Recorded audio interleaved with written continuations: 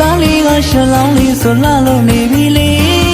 ယောက်ျားကြီးကြည်ပါအောင်လေသမီးလေးလေးနားထွေးပေးဖို့အချိန်တန်ပြီလေမိမကြီးကြည်ပါအောင်လေတို့သားလေးကရှလောင်းလေးဆိုလှလို့နေပြီလေယောက်ျားကြီးကြည်ပါအောင်လေသမီးလေးလေးနားထွေးပေးဖို့အချိန်တန်ပြီလေဒီနှစ်တော့လူပြည့်အောင်လူမဲမိမကြီးဒီနှစ်တော့လူပြည့်အောင်လူစုယောက်ျားကြီးဒီနှစ်တော့လူပြည့်အောင်လူမဲမိမကြီးဒီနှစ်တော့လူပြည့်အောင်လူစုယောက်ျားကြီးတို့သားလေးနဲ့တို့သမီးလေးကိုရှင်ပြုနာသာလူကြပါစို့လေ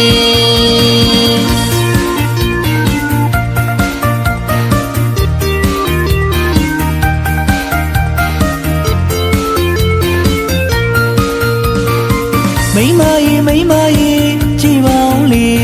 တို့သားလေးကရှလောင်းလေးဆိုလှလို့နေပြီလေယောက်ျားကြီးကြည်ပါအောင်လေသမီးလေးလေးနားထွေးပေးဖို့အချိန်တန်ပြီလေမိမကြီးကြည်ပါအောင်လေတို့သားလေးကရှလောင်းလေးဆိုလှလို့နေပြီလေယောက်ျားကြီးကြည်ပါအောင်လေသမီးလေးလေးနားထွေးပေးဖို့အချိန်တန်ပြီလေဒီနှစ်တော့လူပြည့်အောင်လူမဲမိမကြီးဒီနှစ်တော့လူပြည့်အောင်လူစုယောက်ျားကြီးဒီနှစ်တော့လူပြည့်အောင်လူမဲမိမကြီးဒီနှစ်တော့လူပြည့်အောင်လူစုယောက်ျားကြီးတို့သားလေးနဲ့တို့သမီးလေးကိုရှင်ပြုနာသာလူကြပါစို့လေ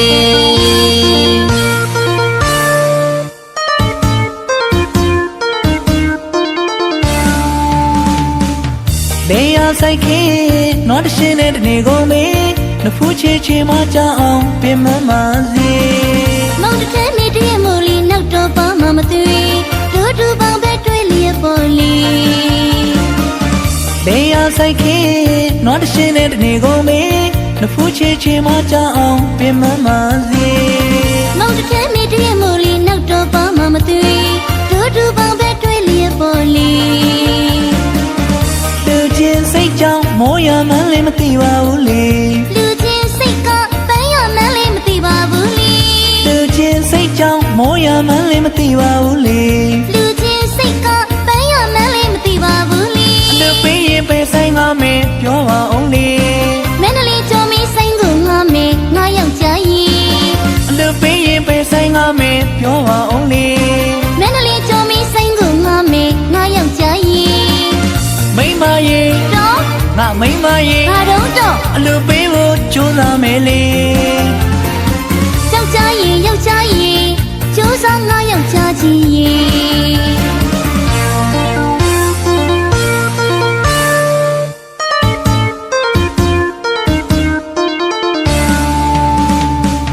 လေယာဆိုင်ခေနော်တရှင်နဲ့တနေကုန်မေနဖူးချေမကြအောင်ပင်မမစီမောင်တထဲမိတည်းမို့လီနောက်တော့ပါမမသွေတို့တူပေါင်းပဲတွေ့လျက်ပေါ်လီလေယာဆိုင်ခေနော်တရှင်နဲ့တနေကုန်မေနဖူးချေမကြအောင်ပင်မမစီမောင်တထဲမိတည်းမို့လီနောက်တော့ပါမမသွေ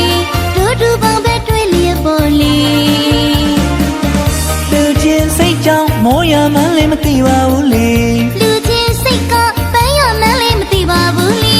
လူချင်းစိတ်ကြောင့်မိုးရမှန်းလည်းမသိပါဘူးလေလူချင်းစိတ်ကပန်းရမှန်းလည်းမသိပါဘူးလေလူပေးရင်ပဲဆိုင်ငါမေပြောပါအောင်လေမန္တလေးကျော်မီဆိုင်ကိုငါမေငါယောက်ျားကြီးလူပေးရင်ပဲဆိုင်ငါမေပြောပါအောင်လေမန္တလေးကျော်မီဆိုင်ကိုငါမပေါ့ငါယောက်ျားကြီးမိမကြီးတော့ငါမိမကြီးငါတော့အလူပေးဖို့ကြိုးစားမယ်လေယောက်ျားကြီးကြိုးစားငါယောက်ျားကြီး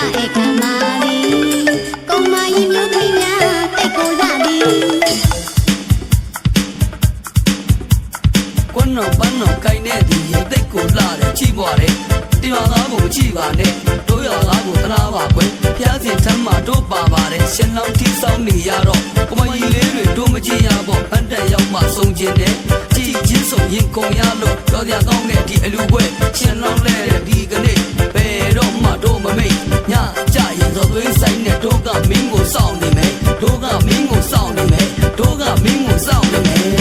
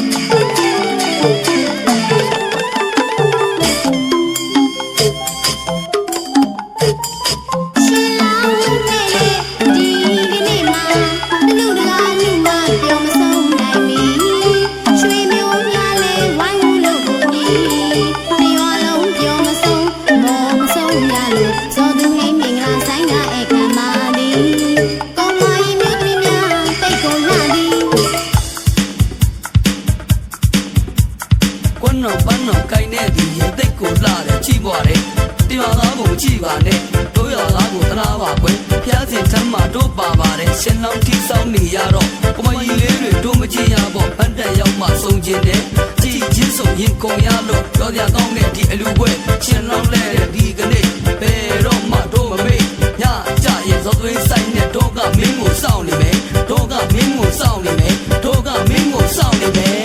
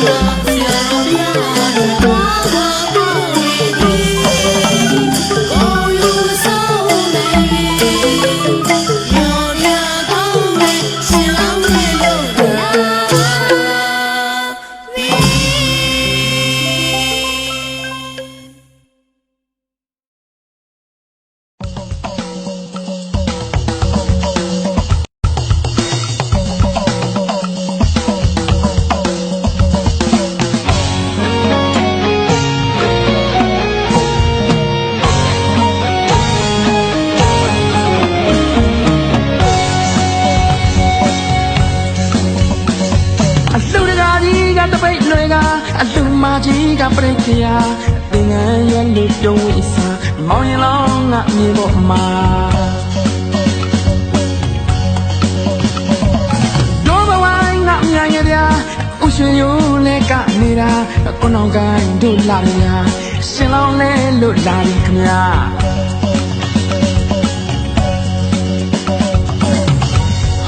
ကြည်ပါလားကြည်လူစရာလူမင်္ဂလာထမေချောင်းစီမောင်တီတို့သာရောက်လာမြမရွေးကုတို့ပါတာရှိကျူတဲ့အလူပါနေပါစုတွားအလူပါတာရှိကျူတဲ့အလူပါနေပါစုတွားအလူပါ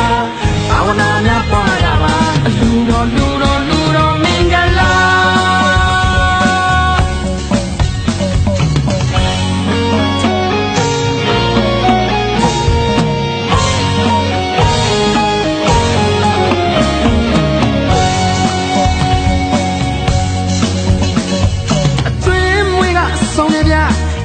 ဆိုင်ငါမိုက်တဗျာပိတ်တကြီးနဲ့ပါတဗျာရွာလုံးမဲပြောနေတာတို့ဘဝငါညံငယ်ဗျာဥရွှေရိုးနဲ့ကနေတာကိုနောင်ကိုင်းတို့လာတယ်ဗျာလူမျိုးလေးတို့ရှိုးနေတာ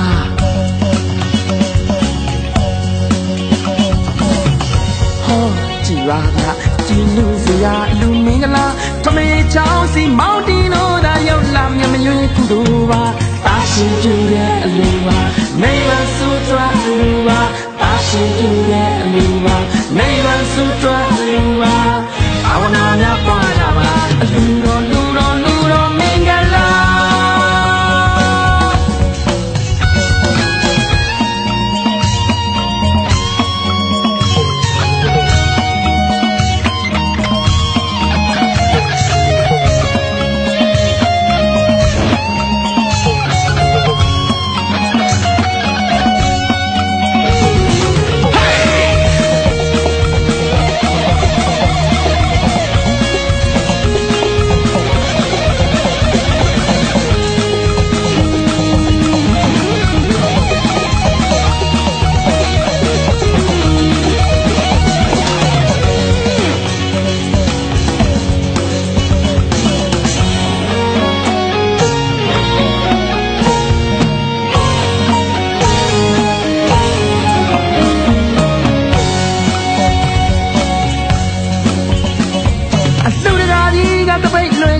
အလူမကြီးကပြိခရာ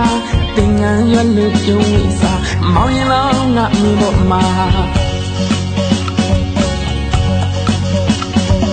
တို့ဘဝငါမြန်ရရာဥရွှေရိုးလဲကနေတာကိုနောင်ကိုင်းတို့လာတယ်ဗျာရှင်လောင်းလဲလို့လာပြီဗျာ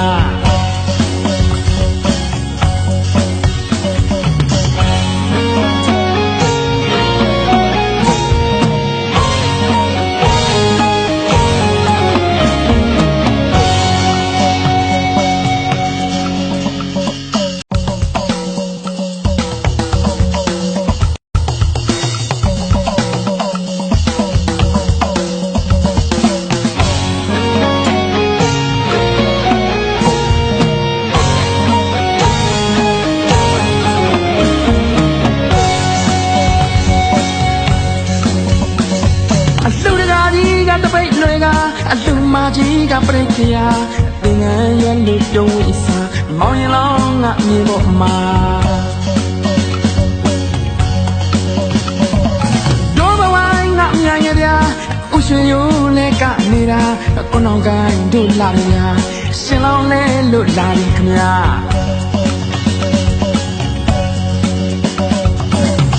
ဟောကြည်ပါလားကြည်လူစရာလူမင်္ဂလာထမေချောင်းစီမောင်တီတို့သာရောက်လာမြမရွေးကုတို့ပါတာရှိကျူတဲ့အလူပါနေပါစုတွားအလူပါတာရှိကျူတဲ့အလူပါနေပါစုတွားအလူပါအဝနာများပွားတာပါအလူတော်လူတော်လူတော်မင်္ဂလာ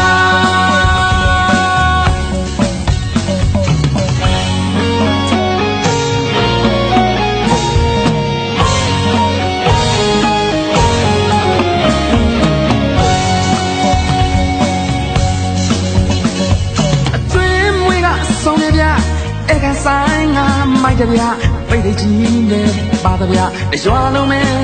ပြောနေတာ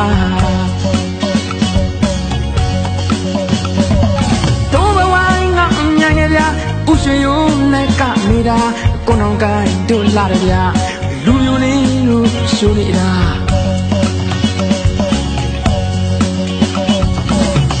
ဟောကြည်ပါလားကြည်လူစရာလူမင်္ဂလာထမေချောင်းစီမောင်တီတို့သာရောက်လာမြမရွေးကုသိုလ်ပါတာရှိကြည့်တဲ့အလူပါမိမဆူတွားလူပါတာရှိကြည့်တဲ့အလူပါမိမဆူတွားလူပါ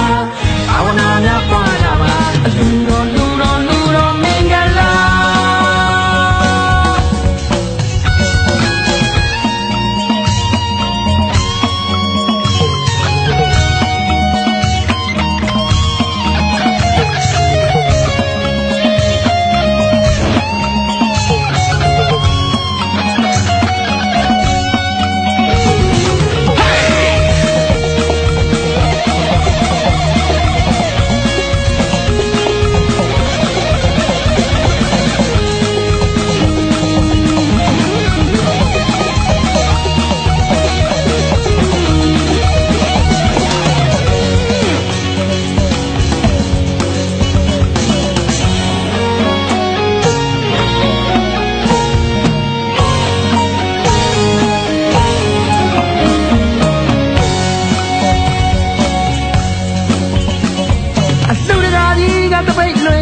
အလူမကြီးကပြည့်ကြ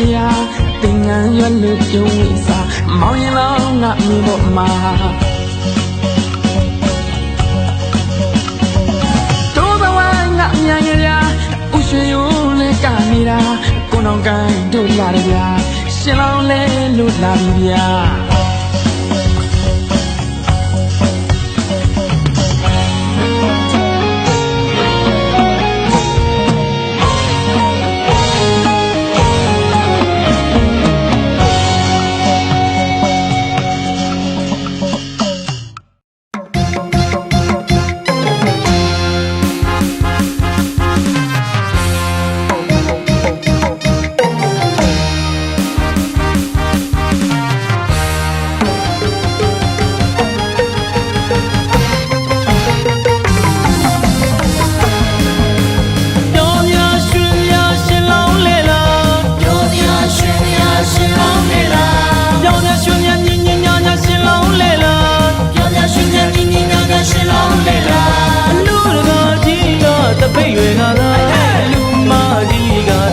ပန်းကိန်းကလူတကာကြီးကသပိတ်တွေကသာလူမကြီးကတင်ငန်းပန်းကိန်းကသရှင်လောင်းတဲ့တပိရတနာအလားဆုံးအရင်ဆုံးချောဆုံးဒီချိန်မှာ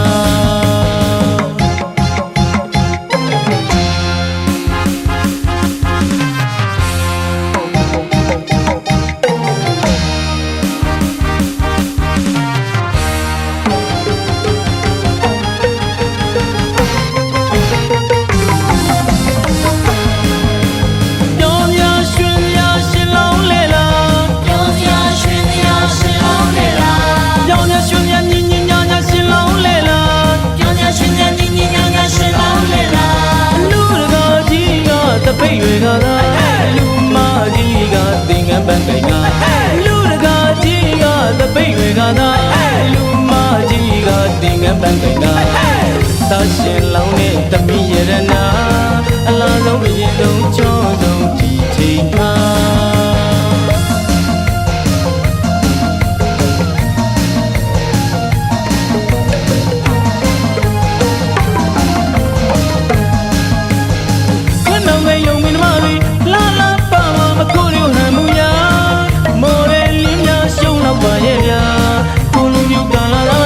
လက်တန်ငါတာဦးစီဝိုင်းလေးပါသူ့ဘဝိုင်းလေးပါပြောင်းငါလောင်းငါဦးရွှေရိုးကြီးကနှကမ်းမွေးထောင်လို့ကလာပါ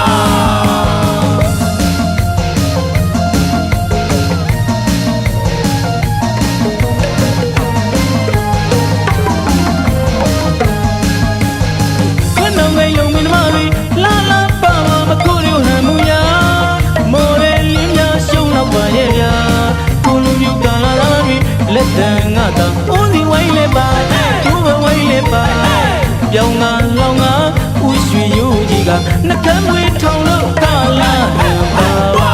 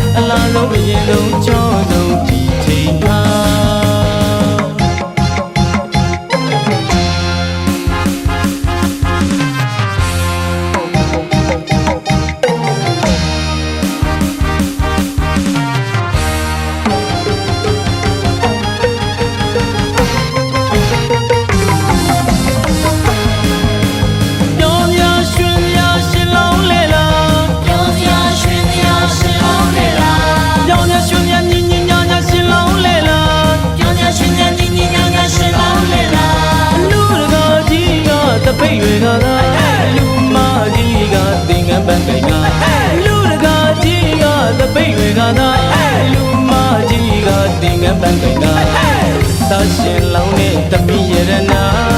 အလားဆုံးအရင်ဆုံးကြောဆုံးဒီချိန်မှာ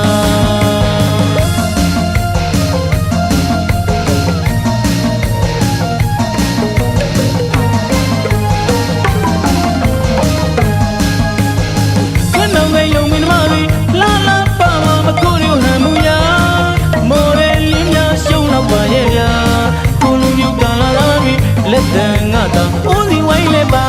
သူ့ဘဝိုင်းလဲပါပြောင်းငါလောင်းငါဦးရွှေရိုးကြီးကနှကမ်းမွေးထောင်လို့ကာလာပါပါ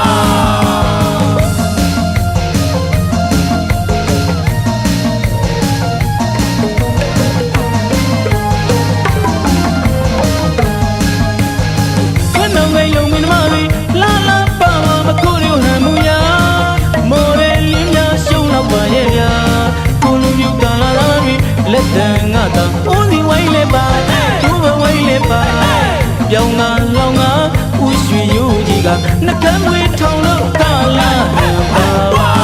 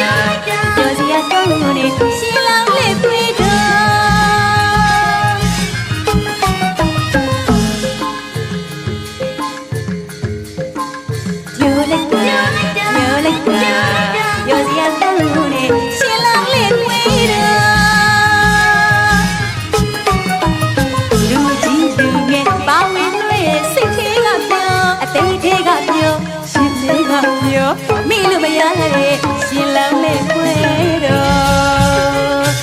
တဲကြီးမေကြီးအပြော်ကြီးပြော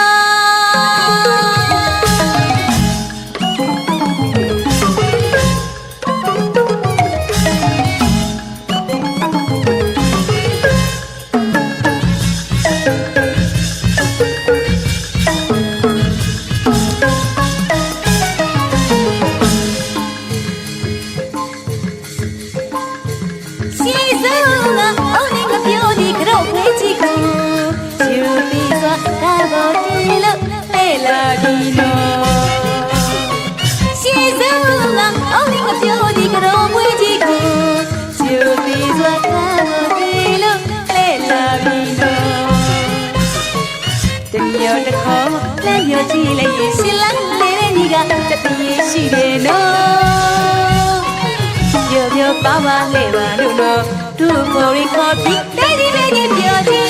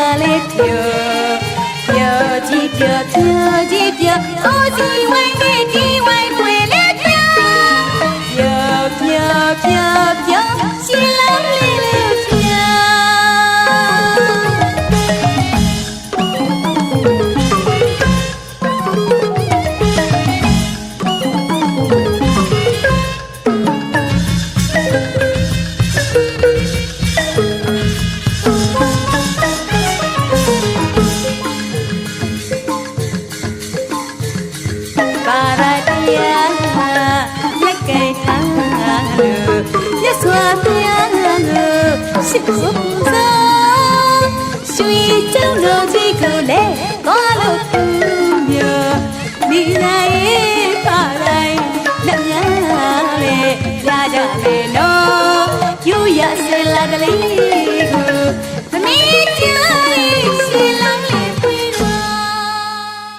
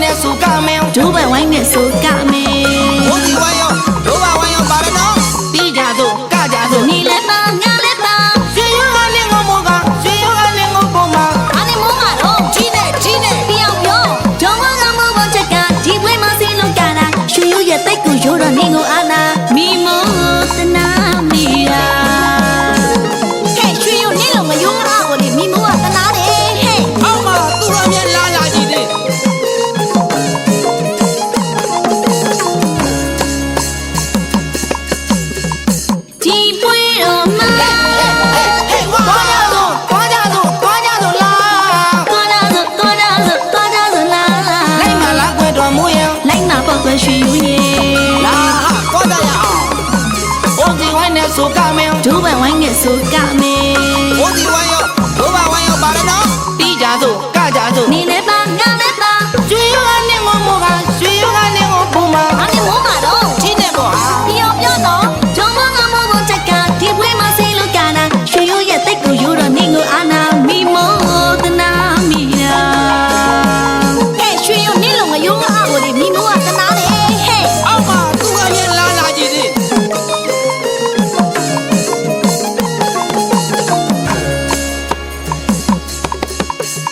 ဒီမှာတော့ဆိုတဲ့တော်မူရငါကိုကြည်စမ်းပါနေတော့ အောင်းမဘီလူဝါလာမြတော်မတင်မအဖိုးကြီးရွှေရိုးရရှူသွားပြီလားကွာ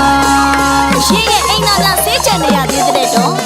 ရွှေဆိုတဲ့မြို့ရဲ့ကဘယ်တော့မှမယိုးပါသိရလား မိုးဆိုတဲ့မိုးရွာမှမြစ်ချောင်းတွေဖြစ်လာ ရွှေဆိုတဲ့မြို့ရဲ့ကဘယ်တော့မှမယိုးပါ မိုးဆိုတဲ့မိုးရွာမှမြစ်ချောင်းတွေဖြစ်လာ ရွှေရိုးဆိုတာဟာလေးဘယ်ခါမှမယိုးပါဘူးဗျာရွှေရိုးဆိုတာဟာလေးဘယ်ခါမှမယိုးပါဘူးဗျာဆိုတာဘယ်ခါမှမယိုးပါဘူးဗျာ မိုးဆိုတဲ့ဟာလေးဤကမအကျိုးတထောင်တာမိမိုးဆိုတဲ့ဟာလေးအရာရာကိုမိုးလျက်တာပါမိမိုးကလေအရာရာကိုမိုးနေတာတော့ ချစ်လို့စားတာစိတ်တော့မဆိုးနဲ့ဦးရွှေရိုးနဲ့တော်မိုးတွေ့လို့ကြကြမှာ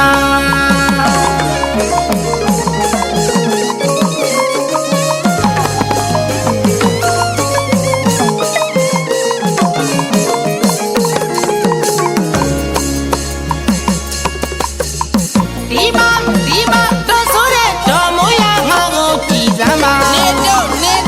အောင်းမဘီလူဝါလာမြတော်မတင်မအဖိုးကြီးရွှေရိုးရရှူသွားပြီလားကွာရှင်းရဲ့အိမ်နာကဆေးချန်နေရသေးတဲ့တော့ ရွှေဆိုတဲ့မြို့ရဲ့ကဘယ်တော့မှမယိုးပါသိရလား မိုးဆိုတဲ့မိုးရွာမှမြစ်ချောင်းတွေဖြစ်လာ ရွှေဆိုတဲ့မြို့ရဲ့ကဘယ်တော့မှမယိုးပါ မိုးဆိုတဲ့မိုးရွာမှမြစ်ချောင်းတွေဖြစ်လာ ရွှေရိုးဆိုတာဟာလေးဘယ်ခါမှမယိုးပါဘူးဗျာရွှေရိုးဆိုတာဟာလေးဘယ်ခါမှမယိုးပါဘူးဗျာရွှေရိုးဆိုတာဘယ်ခါမှမယိုးပါဘူးဗျာ မိုးဆိုတဲ့ဟာလေးဤကဘာကျူတဲ့ထောင်တာမိမိုးဆိုတဲ့ဟာလေးအရာရာကိုမိုးလျက်တာပါမိမိုးကလေအရာရာကိုမိုးနေတာတော့ စိတ်တော်မဆိုးနဲ့ချစ်လို့စားတာဦးရွှေရိုးနဲ့တော်မိုးတွေ့လို့ကြကြမှာ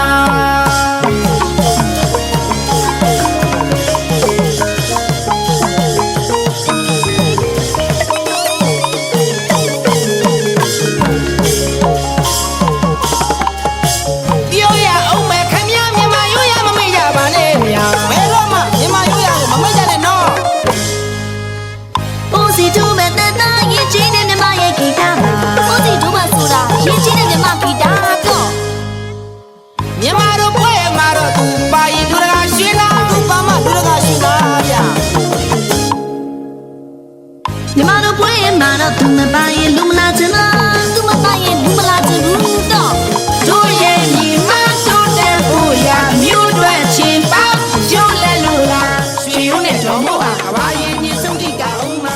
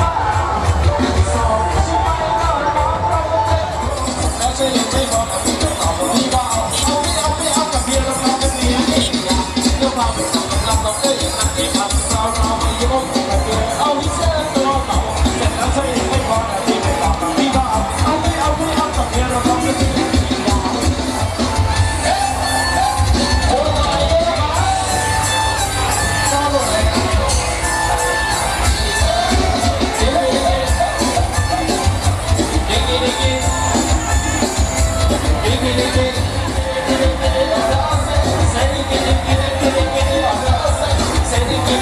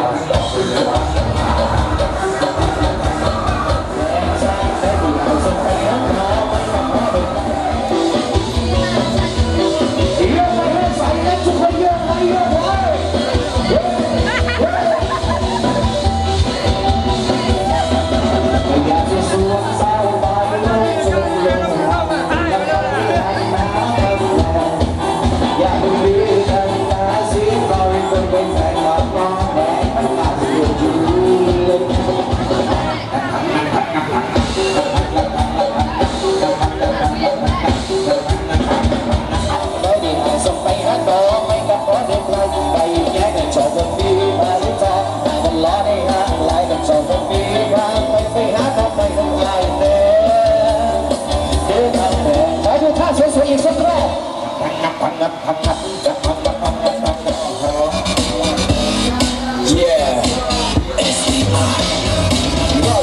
အတက်ကမင်းထက်နေတယ်အတီးနဲ့မတူတာမင်းထက်ချိုးနေတယ်တောင်းလေးကနတ်သမီးလေးနတ်တက်ချိုးခဲ့နေမောက SCI နဲ့ပတ်သက်နေတယ်ဒါ physics ပြပါတော့တရားကြီးပဲအင်ဂျင်နီယာမလေးမင်းကချောလာနေခဲ့အချင်းချင်းကအားလုံးရှိမှဥဆောင်ထားတော့ပဲတီဗီဦးလို့ပြောလိုက်ရင်ယူတော့တော့အောင်မယ်ကျွန်တော်စတဲ့ကြောင်အားလုံးပြောတော့မင်းကဘူးကလေးကလည်းပဲမင်းလည်းရှောင်းလိုက်နေမှာလားဒီကြောင်ဆိုရင်မင်းလည်းတွေ့ရရင်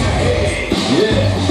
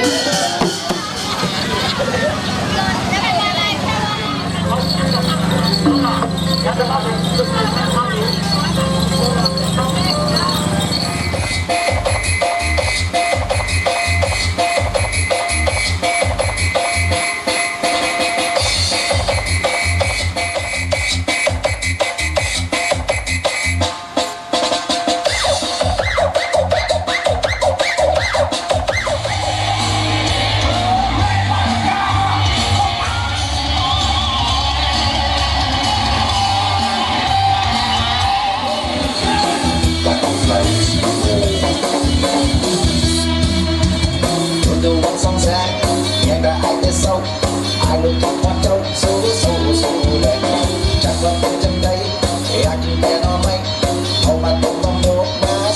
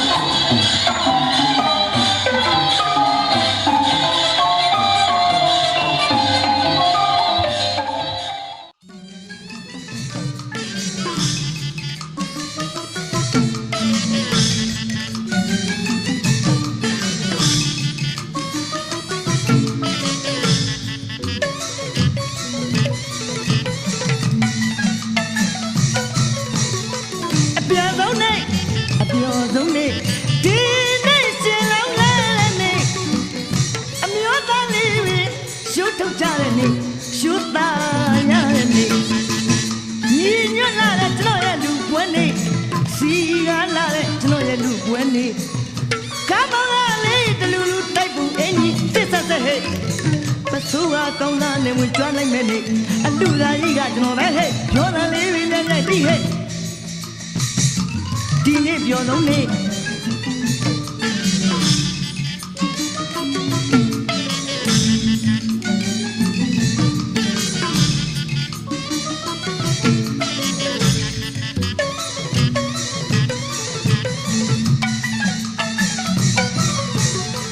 အပြောဆုံးနေအပြောဆုံးနေဒီနေ့ရှင်လောင်းနေတဲ့နေ့အမျိုးသားလေးတွေရှုထုတ်ကြတဲ့နေ့ရှုသားရတဲ့နေ့ညီညွတ်လာတဲ့ကျွန်တော်ရဲ့လူပွဲနေ့စီကားလာတဲ့ကျွန်တော်ရဲ့လူပွဲနေ့ကာမလာလေးတလူလူတိုက်ပုံအင်းကြီးတစ်ဆက်ဆက်ဟဲ့ပစိုးကကောင်းသားနဲ့ဝင်ကြွလိုက်မယ်နေ့အလူရာကြီးကကျွန်တော်ပဲဟဲ့ပြောတာလေးတွေနဲ့တိုက်ပြီးဟဲ့ဒီနေ့ပြောတော့နေ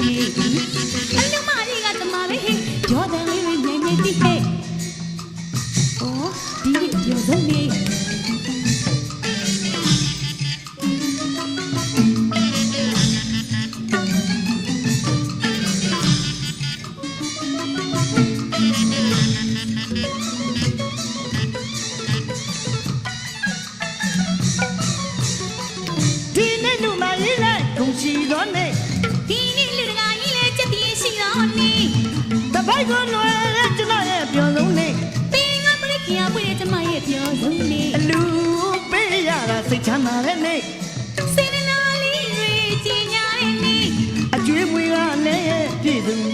တဲ့နေ့ မိတ်ဆွေတင်ဟာပေါင်းလို့တာလို့ခေါ်တဲ့နေ့ လူရရုံးနဲ့တဲ့နေ့ ကုံရကျုံးနဲ့တဲ့နေ့ကျမတို့ရဲ့အလူပဲသူပြိုင်လို့နိုင်ပါလေဟေး ပြောတာလေးတွေနဲ့နဲ့တိဟဲ့အလူမကြီးလည်းပြောလို့ကားတဲ့နေ့ လူကကြီးလည်းကြော်လို့ကားတဲ့နေ့ ဒီနေ့ပြောဆုံးနေ့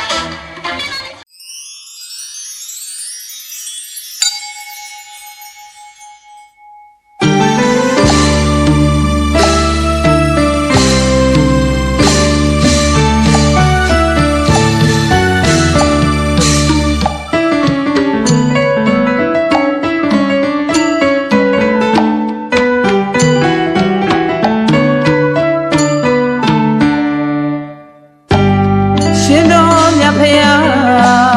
တပည့်ညွတ်စေဖရာဖြစ်တို့ရောက်တော်မူသောအခါမွေးမြေစာတိကပိလဝုသို့ကြွချီတော်မူလာရတော်လျာမိမယာမရှင်သစ်သေးချာသာတော်ရဟုလားမြတ်ဗုဒ္ဓအမုံကိုလက်ညှိုးညွှန်ပြ၍သာငါသားတော်ဤပါခမီးတော်အစစ်အမှန်ဖြစ်ပေတာသင်ခမီးတော်မှာမင်းသားဘဝရဲ့ကမြုပ်နှံထားတဲ့ရွှေအိုးကြီးလေးလုံးရှိခဲ့လေရာအဖဤအမွေကိုသာသမီတို့ခံယူထုံးစံရှိသည့်တိုင်းသာငါသားတော်လေဖဖယံထံအမြန်သွားကအမွေတောင်းကြီးလွတ်စေခဲ့လေရာ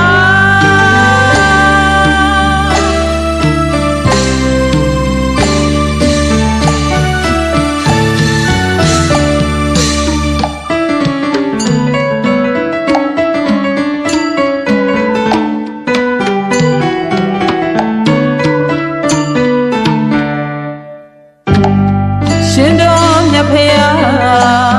တပည့်ညွတ်စေဖရာဖြစ်တို့ရောက်တော်မူသောအခါမွေးမြေစာတိကပိလဝုသို့ကြွချီတော်မူလာရတော်လျာမိမယာမရှင်သစ်သေးချာသာတော်ရဟုလားမြတ်ဗုဒ္ဓမုံကိုလက်ညှိုးညွှန်ပြ၍သာငါသားတော်ဤဖခမီးတော်အစစ်အမှန်ဖြစ်ပေတာသင်ခမီးတော်မှာမင်းသားဘဝရဲ့ကမြုပ်နှံထားတဲ့ရွှေအိုးကြီးလေးလုံးရှိခဲ့လေရာအဖဤအမွေကိုသာသမီတို့ခံယူထုံးစံရှိသည့်အတိုင်းသာငါသားတော်လေဖဖရာထံအမြန်သွားကအမွေတောင်းကြီးလွတ်စေခဲ့လေရာ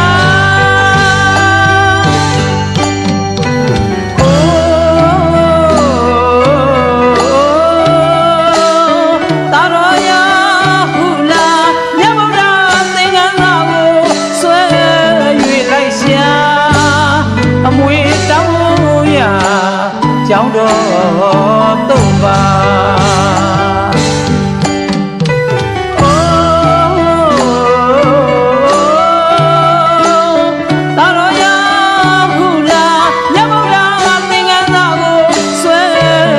လိုက်ရှာ ကြောင်းတော်သို့ပါဖယားမြတ်စွာကအမိသားမွေဟုဆိုအပ်သောလောကီအမွေတို့မှာရံအသွဲသွဲအနေရမကင်းစွာအတူရောက်မွေဟုစင်ကြယ်တော်မူရှာငါသာတော်ကိုဓမ္မအမွေဟုဆိုအပ်သောလောကုတ္တရာမြတ်သောအမွေကိုသာပေးတော်အံ့ကြံရွယ်ကစံကိုချစေသာသနာအမွေရှင်သာမဏေပြုပေးလိုက်ကြတာ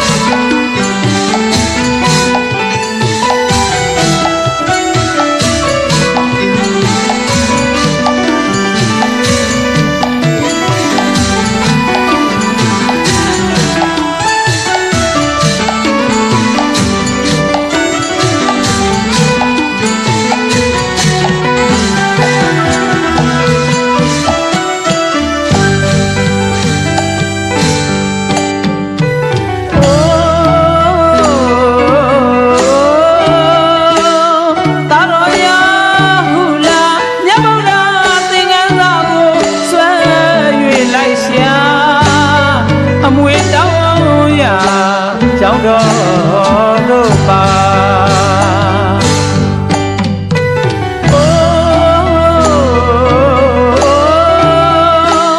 သာတော်ရာ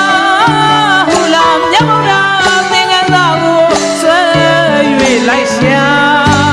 အမွေတောင်းရာကြောင်းတော်တို့ပါဖယားမြတ်စွာကအမိသားအမွေဟုဆိုအပ်သောလောကီအမွေတို့မှာရံအသွဲသွဲအနေရမကင်းစွာအတူရောက်မွေဟုစင်ကြယ်တော်မူရှာငါသာတော်ကိုဓမ္မအမွေဟုဆိုအပ်သောလောကုတ္တရာမြတ်သောမွေကိုသာဝိတော်အံ့ချံရွယ်ကစံကိုချစေသာသနာအမွေရှင်သာမဏေပြုပေးလိုက်ပြီလား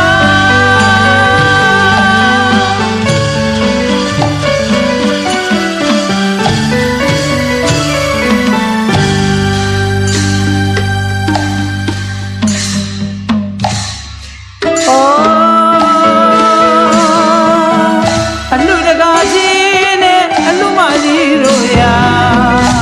ဒီသာသနာမှာလူဖြစ်ကြနကအလုံးမင်းမြညာလာဝေလာ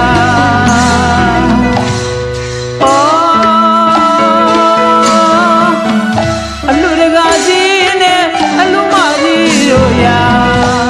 ဒီသာသနာမှာလူဖြစ်ကြနကအလုံးမင်းမြညာလာဝေလာသာသနာမွေဆိုဒီမှာသာသနာမွေဆိုဒီမှာဘုဒ္ဓဝေထင်ရှားမြတ်ဗျာရှင်လူရဲ့ဆန္ဒညီမြတဲ့လူတော်ကြီးမှာသာနာယရဏတရားရစေရာနှပြကကုသိုလ်နဲ့ရှာပဝါဒရတစ်ဖက်စီဆွဲကစံကိုချစေသာသနာအမွေရှင်သာမဏေပြုပေးကြမယ်တခါ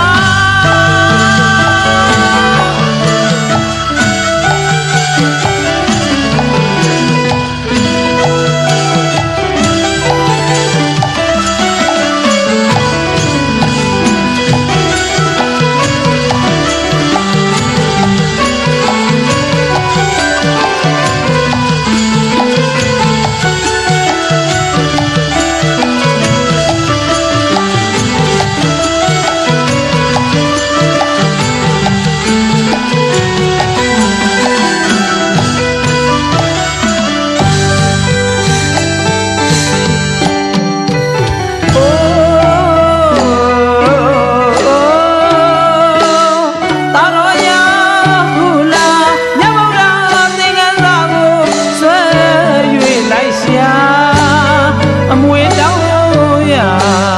ကြောင်းတော်သို့ပါ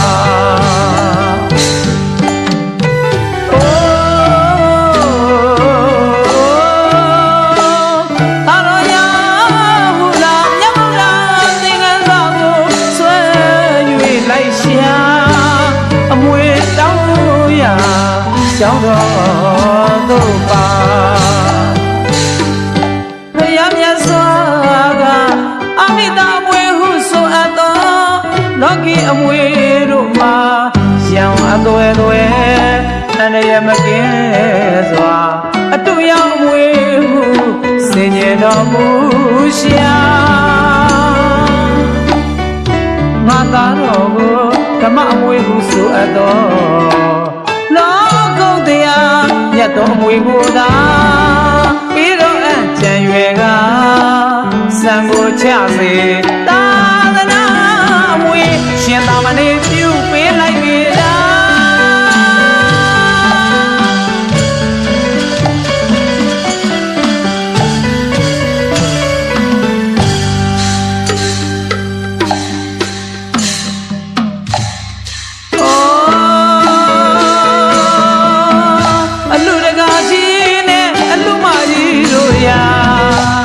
ဒီသာသနာမှာလူဖြစ်ကြနဲ့ကအလုံးမင်းပြပြလာပေတာ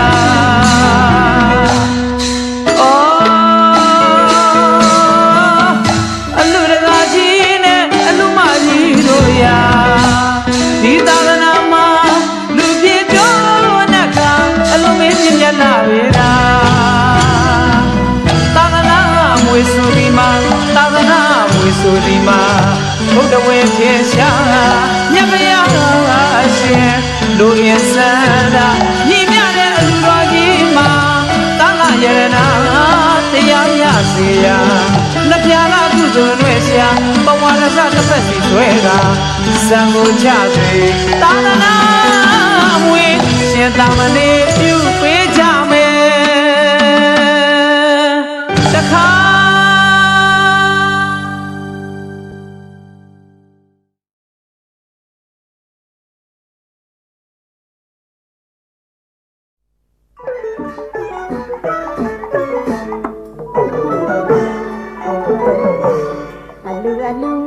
ဒီစိတ်တံနိဗ္ဗာန်မှန်လို့လူဟာငါရှင်ပြုနာသာစင်းနဲ့လူရေရင်းရေကသင်ရတဲ့ဆောင်မကြောင်ကြောင်ဆောင်လို့လူသင်္ဃာပရိခေယလူဝဲဝိထုအစုစုတွေလဲလူကြရင်မကောက်ရောက်ရင်မရှာတဲ့လူ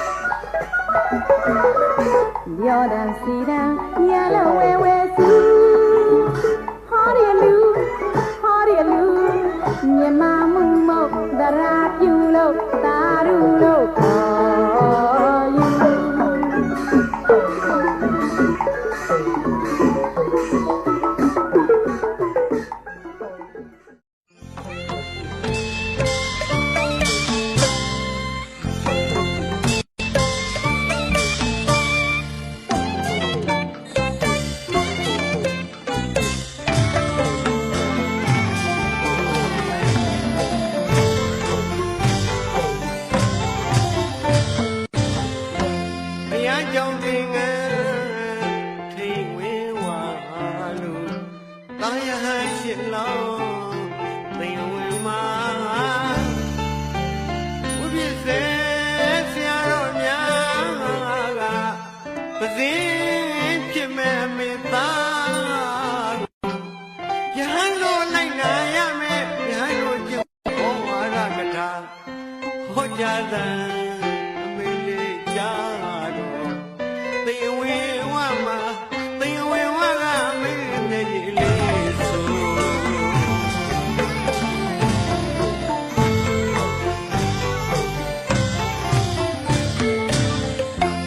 တရားကြောင့်တင်ငန်း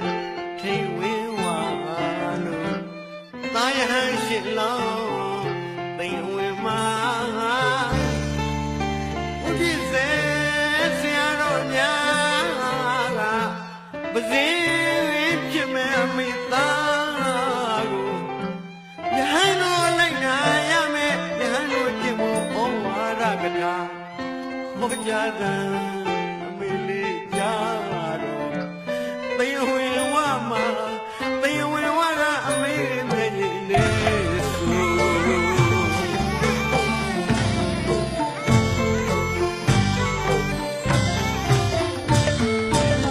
ရင်ဝင်ပိုက်ကမွေးကြရလို့အမေရင်ထဲမှာအမြဲပင်ကလေးလို့တန်လူရောဖြစ်ပေမဲ့အမေလေးမခွဲရနိုင်ဘူးလောကချေသေးကိုကချေဝေးရွယ်ရောက်ပြီမို့ရဟန်းမောင်ဝင်းသူသွင်းမို့လို့အဘေတကားပိတ်တဲ့ရဟန်းတကားချေရဤကွယ်ဝမ်းသာမြေဆိုသိမ်ဝင်နဲ့အမိသားကိုသိပြီယခုမှစနေသမှုရဖြတ်မဲ့ဘုရားသာတော်ဖြစ်သွားပြီမို့အမိဖွားတို့နဲ့မသက်ဆိုင်တော့ဘူးဆိုခေါ်ကြတဲ့အမေလေးကြားတော်သိမ်အဝေဝမှာသိမ်အဝေဝကအမေမျက်ရည်လေးဆို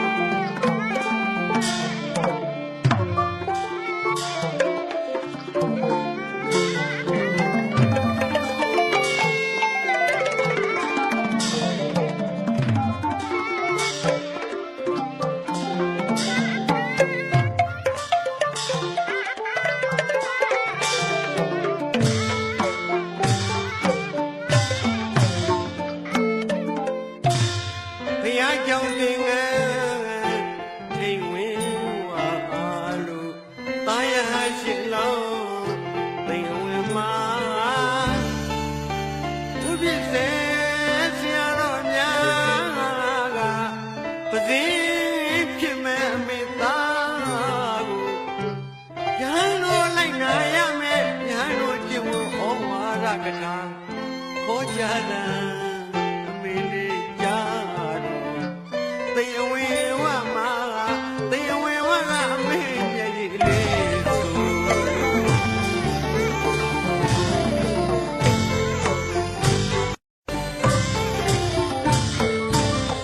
ရင်ဝင်ပိုက်ကမွေးကြရလို့အမေနဲ့မှအမြဲပင်ကလေးလို့တာလူရောဖြစ်ပေမဲ့အမေလေးမခွဲရနိုင်ဘူးလောကချေသေးဘဝချေဝေးရွယ်ရောက်ပြီမို့ရဟန်းမောင်လေးကိုသွင်းမို့လို့အဘေတကားပိတ်တဲ့ရဟန်းတကားဖြစ်ရပြီကွယ်ဝမ်းသာမြေဆို